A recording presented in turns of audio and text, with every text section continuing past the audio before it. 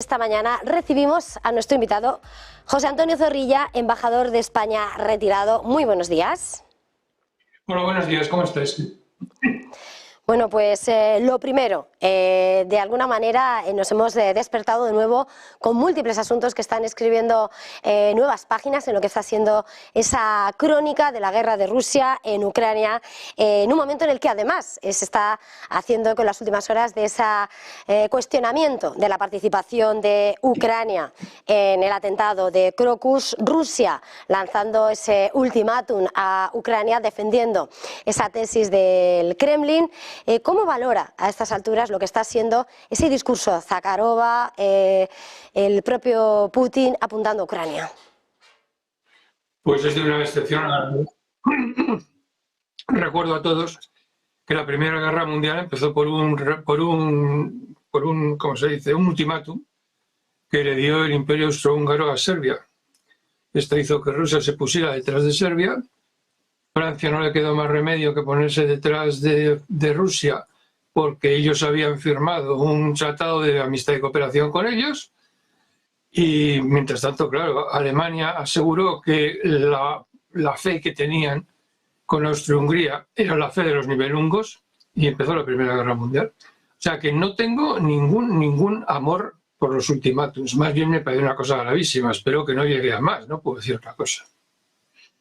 En medio de ese discurso belicista que además nos hace volver de forma continuada a lo que son los tiempos más oscuros prácticamente del siglo XX, vuelve a ver lo que es el llamamiento y el avance de una economía trabajando en una economía de guerra.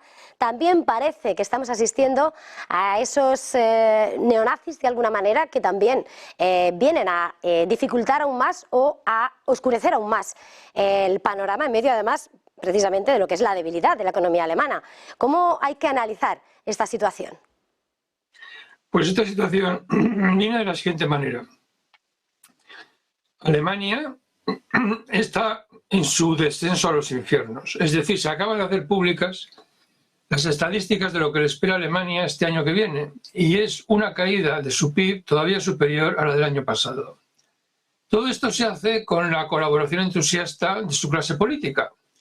Y, como es natural, si tú eres alemán y ves que te están llevando a la ruina tus partidos sistémicos, votas por un partido que no sea sistémico. Y el único partido no sistémico de Alemania, dejando aparte Die Linke, que tiene el 3,5% de los votos, pues son los neonazis. Entonces los neonazis van subiendo y son el segundo partido de Alemania. Pero es que en Austria son el primero. Y me temo que este verano, si no cambian las cosas, van a llegar al poder en Austria, lo que es muy simbólico, porque no hace falta que te diga dónde nació y de dónde era un señor que se llamaba Adolfo Hitler. Sin lugar a Así que dudas, no estamos bien.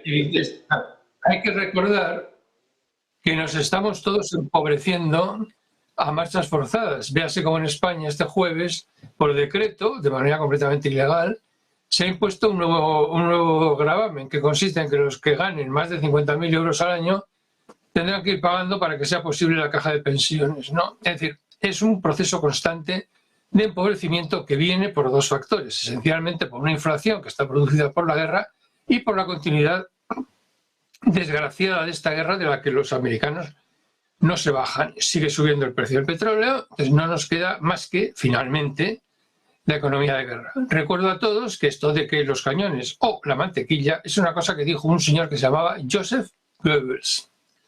Entonces, yo no sé si nos hemos olvidado de lo que es la economía de guerra. La economía de guerra es que, como no hay para todos, pues va a haber que recurrir a los cupones de racionamiento. Es decir, 4 huevos a la semana, 100 gramos de mantequilla, media botella de aceite, en fin, y el piojo verde, claro, y el hambre, en fin, bueno, una cosa completamente desastrosa.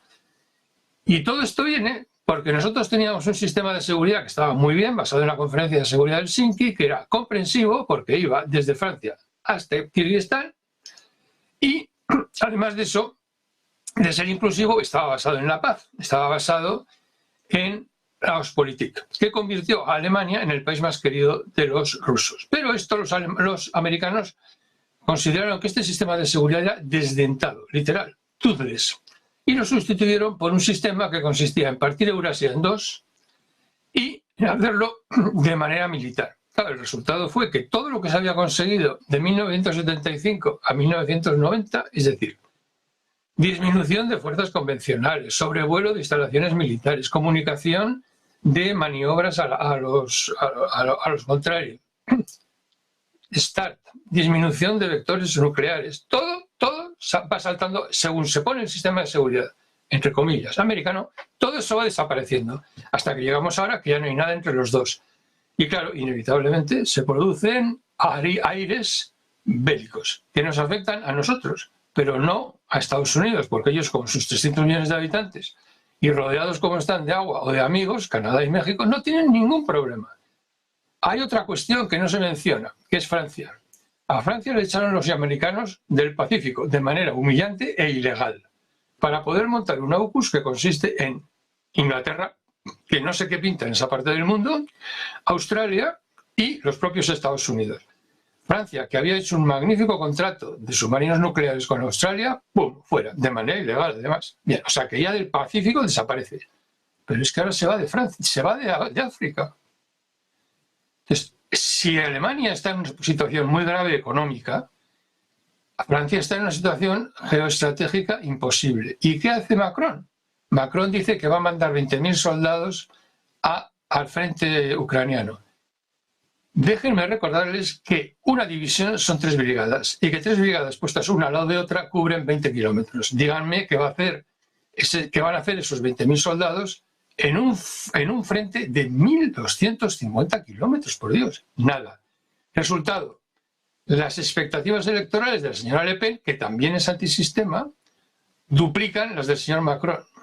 Y ya vamos a ver lo que pasa en esto. No sé, es una situación complicada. Y en este contexto, Rusia dice que los de Crocus han sido los ucranianos y que quieren responsabilidades. Y yo ya no sé qué decirte. Esperemos que no pase nada, no sé. Ha introducido muchísimas cuestiones preocupantes, sobre todo porque, claro, estaba hablando de alguna manera, Estados Unidos está muy blindado por sus amigos, Europa una vez más aparece como campo de juego, perdemos, Francia se marcha de África, tenemos el problema en casa. Y quería preguntar de alguna manera cómo queda España, porque si tenemos un vecino es África y siempre lo que estamos viendo es también las tensiones que estamos viviendo precisamente con nuestros vecinos del norte de África, a los que, al final son los que tenemos nosotros en la frontera.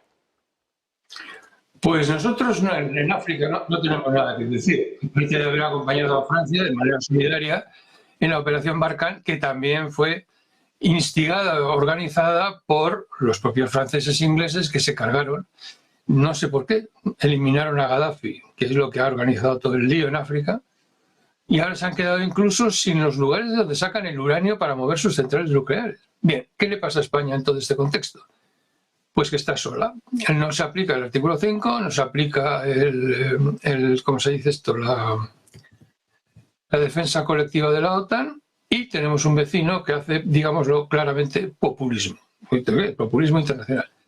¿Qué podemos nosotros enfrentar a eso? Pues mira, tenemos en Cataluña una horrible sequía y las desaladoras que están por ahí no se han usado porque se dedican a hacer el procés que les resulta, para la clase política, claro, catalana, les resulta mucho más rentable que dedicarse a construir o para poner en marcha las desaladoras. Así que hemos decidido, con 5 años de retraso sobre Marruecos y Portugal, hemos definido una zona de utilización conjunta, de utilización propia de las aguas adyacentes a España. 5 años de retraso sobre Marruecos. No hay Ministerio de Exteriores, porque no hay ninguna preocupación de qué pasa fuera de España. Porque están en otra guerra, literalmente. Mientras tanto, sí que se produjo un hecho gravísimo, y es que sí hubo espionaje, digámoslo claramente, el M6 intervino para que no se nombrase consejero de seguridad, director de seguridad español, al coronel Baños, tal cual. Y lo consiguió con la cooperación de nuestros periódicos sistémicos, El País y El Mundo. Lo que es más grave es que incluso intervinieron en esto el CIDOB, nuestros órganos los think tanks, nuestros órganos de estudio, el CIDOB y el Real Instituto Elcano, pagados ambos por el contribuyente. ¿qué puede salir mal? No sabemos lo que vaya a pasar, porque yo diría que aquí el gobierno que se preocupe de las relaciones exteriores de España no ha habido en mucho tiempo, y esto incluye también al Partido Popular, los partidos sistémicos.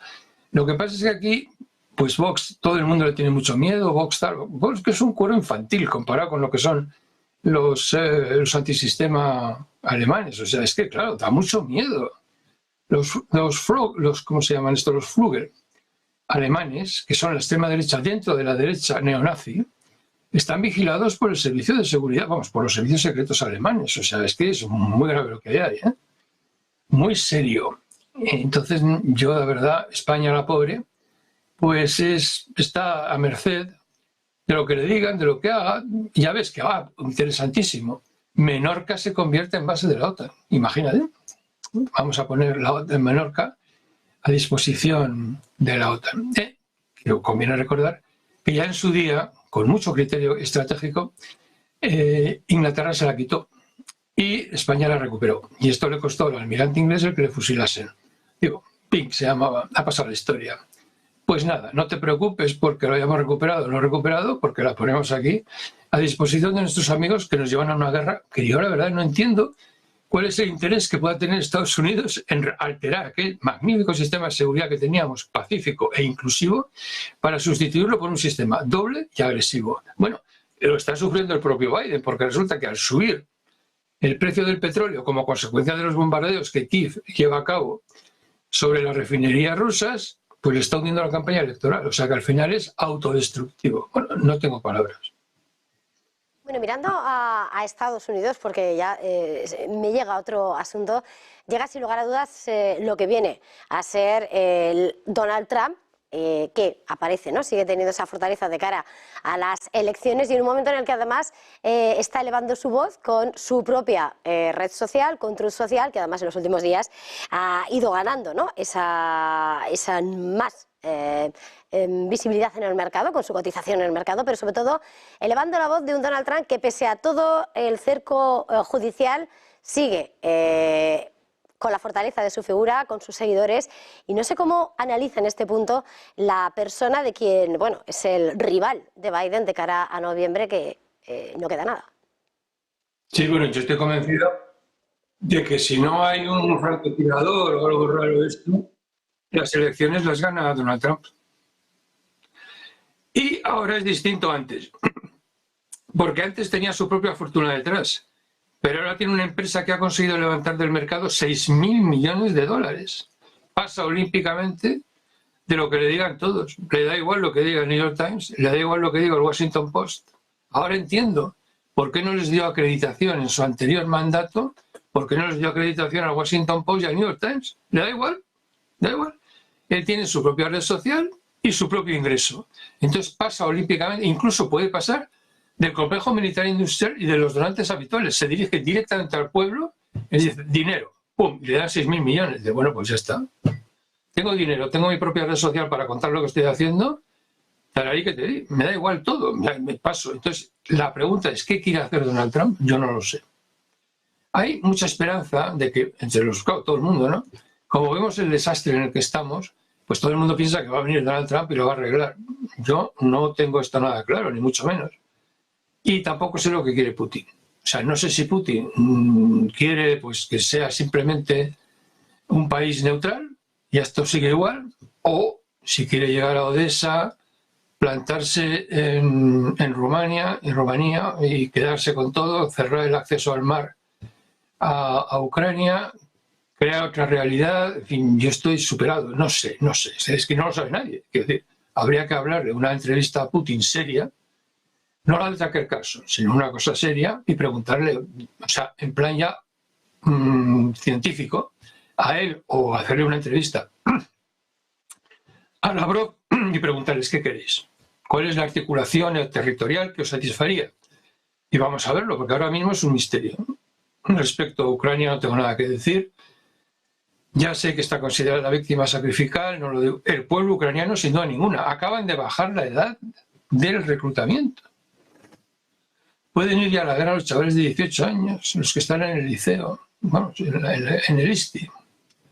Yo estoy superado. Y se presenta un tipo, Junca, Yaroslav Hunka, en Canadá, en el Parlamento. Y todos le hacen la ola porque ha luchado contra los rusos en la Segunda Guerra Mundial.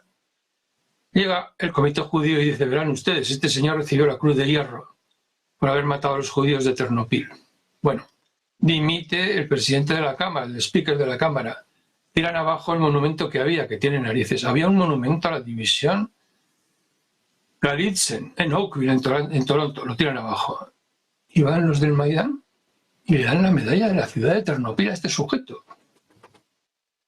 Estos son nuestros defensores. O sea, si tú lo estudias todo de una manera holística, comprensiva, ¿no? Todo, es incomprensible.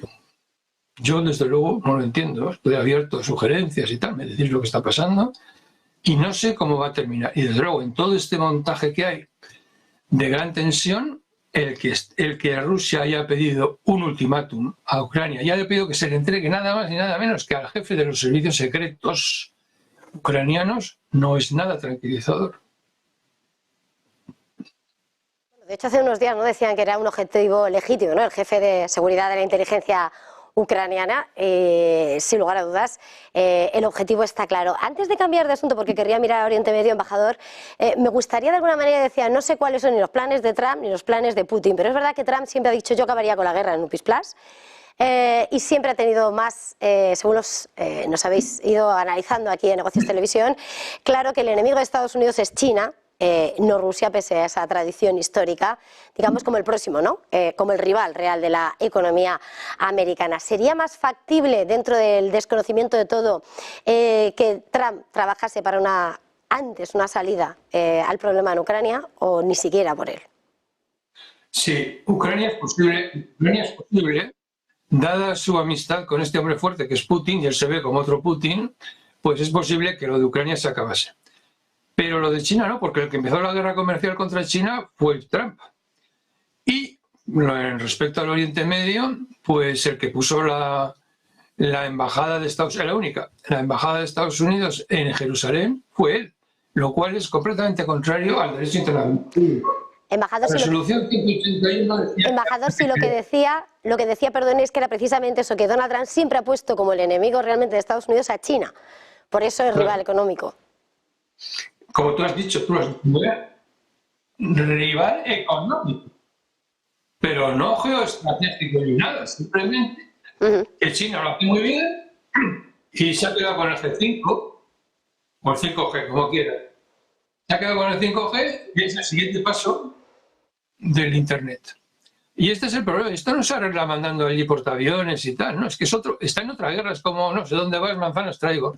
Pero sí, evidentemente Trump, él lo que considera grave es China. Respecto al Oriente Medio, no tengo ninguna esperanza de que Trump pueda hacer algo. Estaba Biden aquí, en este caso, ya se ha dado cuenta que pierde las elecciones. Como siga apoyando a Israel, las va a perder totalmente porque ha cambiado el paradigma, ¿no? O sea, Israel ha cambiado. El problema de Israel, el problema del Oriente Medio era Israel. Ahora, el problema del Oriente Medio son los palestinos. Es un cambio de paradigma total. Esta es la cuestión. Hay que hacer algo con ellos. No se pueden poner debajo de la alfombra, porque el plan de Netanyahu era meterlos debajo de la alfombra. Pues no se puede. Entonces, vamos a ver esto cómo puede resolverse. Y ya, subiendo por elevación, te diría, el Oriente Medio, Israel es el fracaso moral y Ucrania es el fracaso geoestratégico. El modelo de presencia de Estados Unidos en el mundo tiene que cambiar. Mientras están ahí encerrados en eso que es la periferia del mundo, que no le importa realmente en términos geoestratégicos, no debería importar a nadie, la ruta del Ártico está abandonada. África está abandonada. América Latina está en muy malos pasos. Ya ha dicho Bolton, no consentiremos una base militar china en Cuba, o sea que están ahí los chinos. El sudeste asiático también es doble el consejo, ¿cómo se dice esto? El comercio exterior de la zona es el doble con China que con Estados Unidos. Tienen todo abandonado, menos la vieja historia, que es que están encerrados en la cosa de Eurasia. Tenemos que ir a Eurasia y tenemos que estar allí con la NATO. Y tenemos que apoyar al Estado de Israel porque es un país pivote del hegemón ese euroasiático que es Rusia. Y es toda una fantasía, no es así. El teatro de operaciones es el mundo. China os está planteando un reto global y no militar. O sea, geográficamente es todo el mundo. Y digamos, el núcleo del problema no es militar, es que os ganan, estos lo están ganando tecnológicamente, tío. Es que es una cosa muy grave, ¿no? Deberíamos de estar colaborando todos. O sea, la ruta de la seda es una idea excelente por parte de China, porque el mundo no tiene comunicaciones globales, porque nunca ha sido global. Entonces, ellos lo que están haciendo es eso, atravesar África, intentar atravesar América Latina, etcétera, moverse bien de China a Europa, ¿sí? Una cosa, y deberíamos de estar todos, compartir un análisis, hacer un consejo global y ver qué pasa. Te pongo otro ejemplo. La pobre princesa esta, Kate Middleton, que es pues como la metáfora de todas las mujeres jóvenes, madres jóvenes que tienen niños. Habría que buscar algo para luchar contra el cáncer, por Dios. Los americanos deciden que China es enemiga, que no se le puede exportar chips, y entonces China hace un esfuerzo titánico, se gasta 400.000 millones de euros y consigue un teléfono que por lo visto debe ser una maravilla tecnológica, el último Huawei, bien, que tiene incluso capacidades de satélite, o sea que tú con tu teléfono puedes llegar al satélite de arriba, es una cosa insólita. Se han gastado 400.000 millones.